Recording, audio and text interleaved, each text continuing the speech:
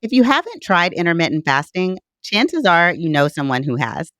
Intermittent fasting has become a popular way to manage weight, and it has a ton of other health benefits, from reducing inflammation to improving blood sugar and blood pressure levels. So, what's the best way to get started? Welcome to the Healthier You podcast. I'm Dr. Ashlee Williams, and today I'm talking with Dr. Amardeep Athwal, a double board certified family physician and obesity medicine physician at Kaiser Permanente, to help us navigate the ins and outs of intermittent fasting. Dr. Athwal, thanks so much for being here. Dr. Williams, thanks for having me. This is such an exciting topic. Everyone's talking about what are the best ways to lose weight. So let's just start with the basics. How does intermittent fasting work? Well, intermittent fasting isn't necessarily a diet. Instead, it's a pattern of eating that involves only eating within a certain time frame. By not focusing on calories, but rather when you consume them, it changes how the body metabolizes food, so you end up burning more calories and more fat. When you eat carbohydrates, they're broken into sugar, which our cells use for energy. Any energy we don't use gets stored in our fat cells, but sugar can only enter the fat cells with insulin, a hormone produced in our pancreas. When we stop eating, our insulin levels go down, and our fat cells can then release stored sugar to be used as energy. The reason intermittent fasting works is it gives our body time for insulin levels to go far down enough and long enough to burn fat. Okay. So we know that there's different ways to do intermittent fasting. Can you talk a little bit about the different ways to do it and how someone could get started? Absolutely. There's no one right way. There's several different ways that you can do it. And the best thing to do is choose what fits your lifestyle and what you'll be able to sustain.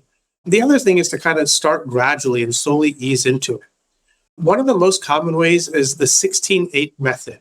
In this approach to intermittent fasting, patients eat every day during an 8-hour window and fast for the remaining 16 hours.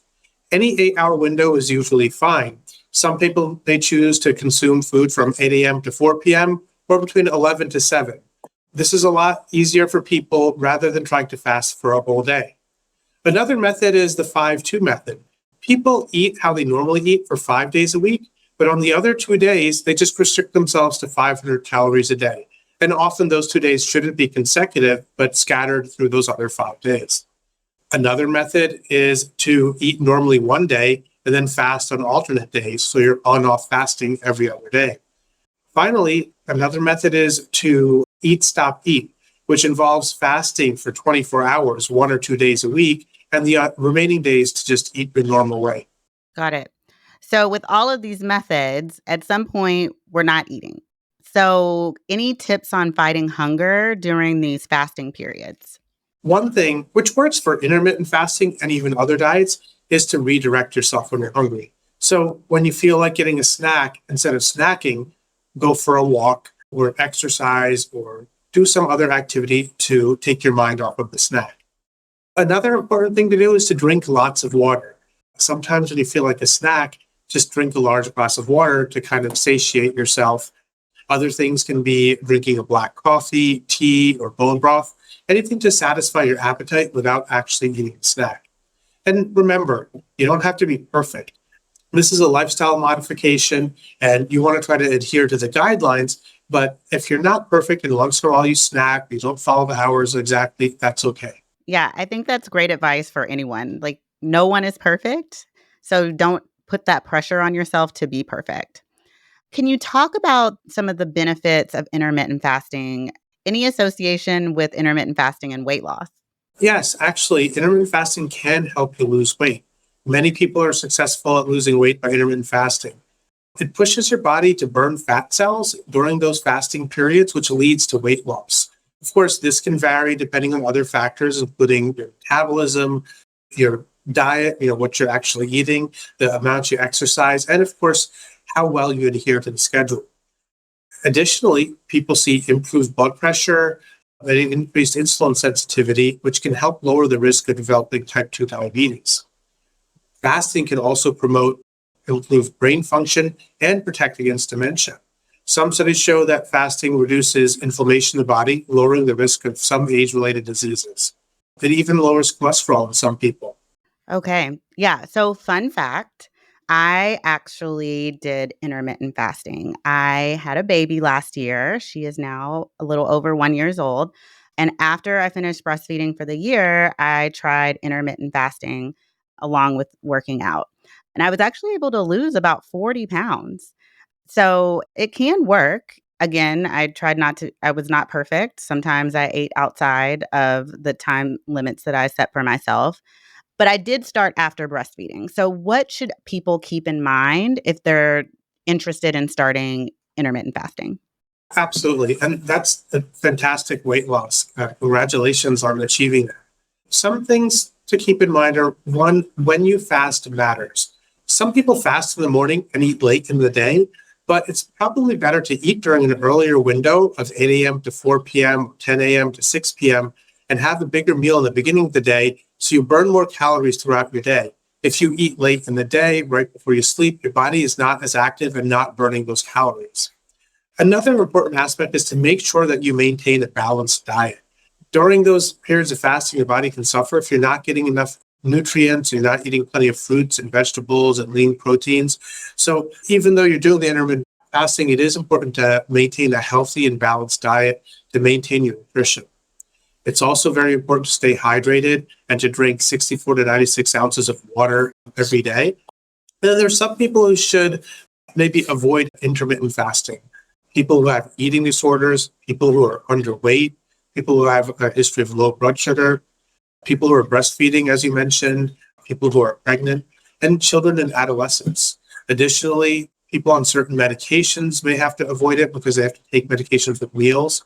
And then people with diabetes, hypothyroidism, adrenal insufficiency, or other metabolic disorders should talk to their doctor before trying intermittent fasting. Got it. You talk about like talking to your doctor first. What do you tell patients who want to get started with intermittent fasting as a physician? Well, of course, on an individual basis, it's also important to talk to your primary care doctor before you make that endeavor. The next step would be to figure out what type of intermittent fasting works best for your lifestyle. So you want to consider your eating habits as they are, your schedule as far as work, sleep, your kids' routine, and pick what fits your day better. When you start, take it slow. You don't have to jump right into it, but slowly kind of dial back your eating pattern over several weeks. So you may not want to go into completely eating only 8 hours a day, but slowly go back from 12 hours, 10 hours, 8 hours, and ease yourself into it if that is the pattern that you choose. And remember, you don't have to be perfect.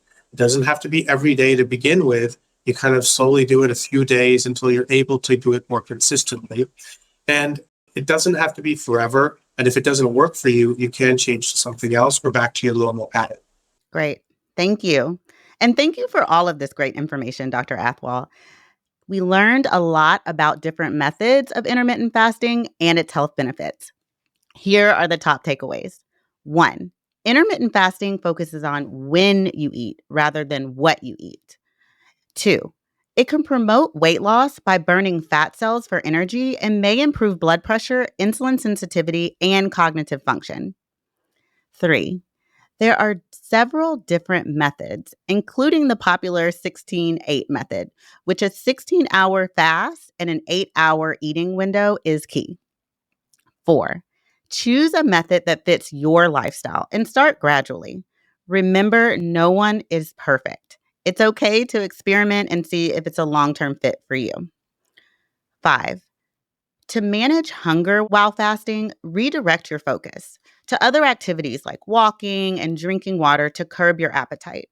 Remember that intermittent fasting is a lifestyle change and requires getting used to. So it's really okay not to be 100% perfect all of the time. And 6, when fasting, it's important to maintain a balanced diet and to stay hydrated. Keep in mind that fasting without a healthy diet can lead to nutritional deficits, decreased focus, and side effects like dehydration, insomnia, headaches, nausea, and hair loss. Make sure to speak to your doctor to determine if intermittent fasting is right for you. For more information about nutrition and healthy eating from our experts, visit kp.org/doctor and listen to more episodes of Healthier You wherever you get your podcasts. If you enjoyed this episode, please be sure to share it with others who may find it helpful. Thank you. And from all of us at Kaiser Permanente, be well.